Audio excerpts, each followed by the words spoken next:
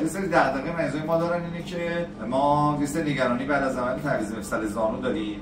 یکی اینکه آیا دردمون بعد از عمل کم میشه، آیا میتونیم راه بریم، هزینه‌ها وضعیتش چجوری میشه، آیا پروتز موجود هست یا نه، پروتز اون آمریکایی یا غیر آمریکاییه.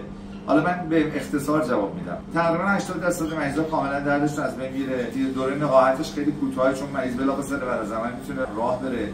درد بیمار بعضی اوقات تا 2 ماه ممکنه ادامه پیدا بکنه. همین دلیل مریضا باید صبر و تحمل بکنن تا این پروتز کاملا تو زانوشون جا بیفته، فیزیوتراپیش رو انجام بدن.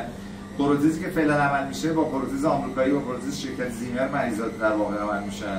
و از بابت هزینه هم که تا قسمت اعظم هزینه‌ها رو فعلا در اصفهان بیمه تکفیلی داره پوشش میده به جز یه سری هزینه‌های جانبی. پس معمولا مریضای ما اینا که دارن عمل میشن 85 الی 90% رضایت کامل دارن. نتایجشون توی سایت و پیج ما هست. میتونن در واقع مراجعه کنن به دایرکت بیماران ما که در پیج ما هستن و از نتایج عمل جراحی با اطلاع بشن. در خدمتتون هستیم. خدا نگهدار.